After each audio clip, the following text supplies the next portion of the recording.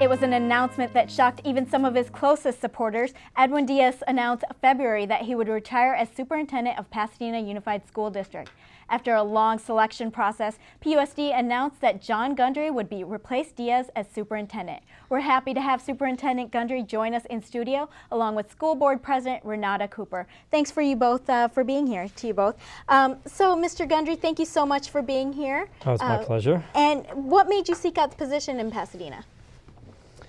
Well, I live near Pasadena. I live in Eagle Rock, and so I've been there for the last 4 years since I came to California. And right from the beginning, when I arrived here, I knew that I wanted to be. I came here as deputy superintendent of the County Office of Education, with the goal right from the beginning that I would be superintendent of a local school district here in Los Angeles County before too long. So, well, that was my goal, and actually, the superintendent who hired me knew that that was my goal when I came to the county, and she promised that she would help prepare me to get there. So when I saw that there were really just a handful of districts in the county that I really thought would be a good match for me, and Pasadena was one of them. So I was really, as you said, surprised when Edwin Diaz resigned. I wasn't expecting it either, and I thought it would be quite an opportunity because I love the area, I live nearby. I think the district is a good match for my skills and experience. Okay, well, we like hearing that. Now, as one of your goals, speaking of goal setting, you've listed closing the achievement gap.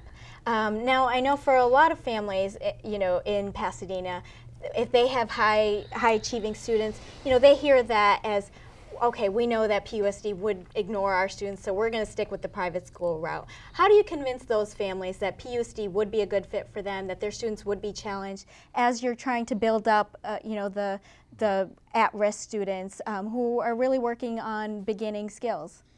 I don't think that closing the achievement gap implies at all that you don't pay attention to your high-achieving students, because I think that that's just as important as paying attention to your low-achieving students, because our job in a public school system is to serve every student who comes to the district, and we should ideally be serving every student who lives in the district should, in my opinion, be served at a very high level by the local public schools. Closing the achievement gap, in my mind, really is about providing the same kind of access to high-quality education to every student in the district that the highest performers have, because typically you see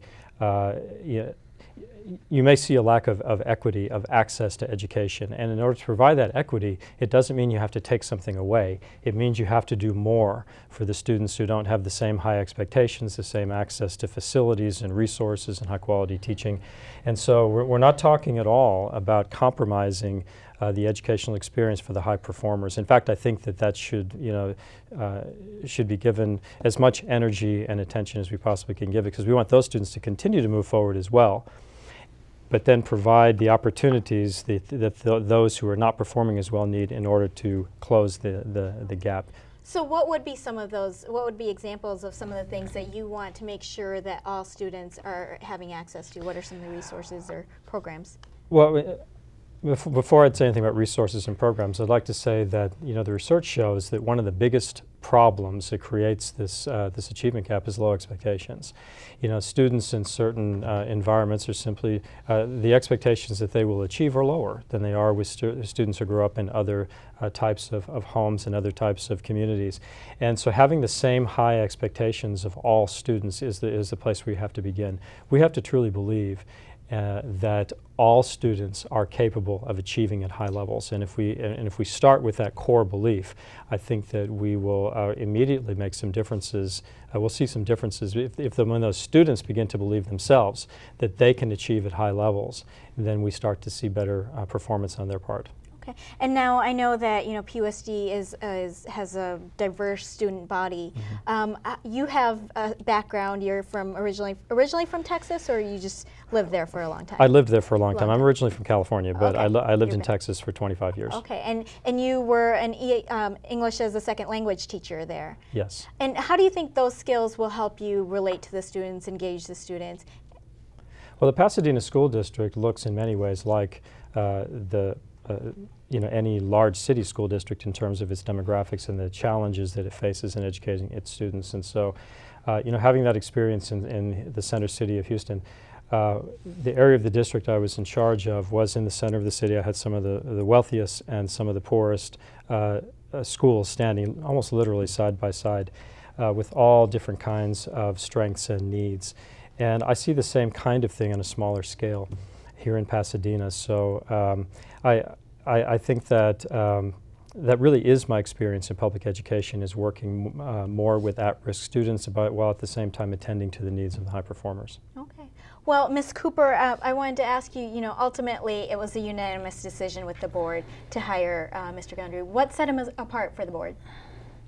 Can't you tell? Absolutely. It was his command of the issues.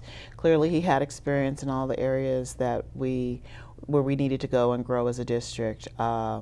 His passion for education, his clarity, a lot of experience as an administrator, which was a real, which was something we were definitely looking for. His familiarity with the issues in secondary education, and we're really looking, we're doing great with our elementary schools, and we really need to push our secondary schools to the next level. And we wanted somebody with a strong background there.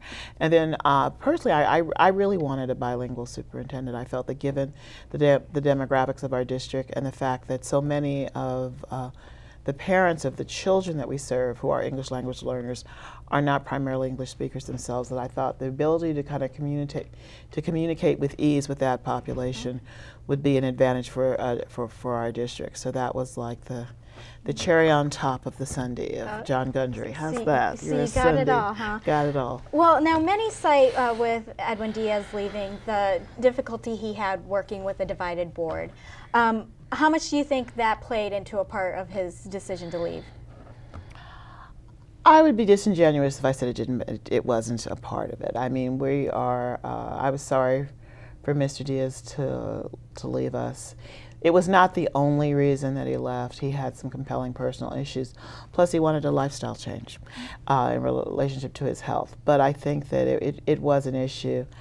And I think not just even being a divided board as much as a board with a couple of members who are really kind of focused on making things not as civil as they could have been. That makes it very difficult for everyone to do their best work. So looking at it going forward for this year, you have a new superintendent, new school year coming up. How are you going to, as board president, bring the board together so that they can support him while still allowing for dissenting voices to be heard? Well, I'm not sure that that I can bring the board together in the manner that you're describing. I'm not a deity. I don't have those kinds of powers. I can't change people who have agendas that are not in keeping with the smooth running of our school district. What I can promise is that we have, while we do have a divided board, we have an operational board. We have a majority of board members who are absolutely devoted and dedicated to working constructively with our new superintendent and helping to promote his agenda. What I hope is that as we become very clear that we're going to be very focused on that everyone decides to work with us. And but one of the things that frustrates me as a board member is the time that I spend on issues that are not related to improving educational outcomes for the students of our district, because that's what I'm here for. Okay. That's why I ran for school board, and that's what I'm setting out to do. So I'm not babysitting nobody. Okay. We're gonna get this agenda through and improve our schools. Are you nervous at all? I think the answer to that is yes, a little bit. We're always a little nervous about the unknown, because there are a lot of unknowns in this for me. But I do have quite a bit of experience working with different types of boards and communities and parents, and I think I'm up to the challenge. Well, we like hearing that, and we like that you're a goal setter, and we hope that, obviously there are challenges in the school district, and obviously people are rooting for you to succeed for the kids. Thank you you both for being here. Thank you.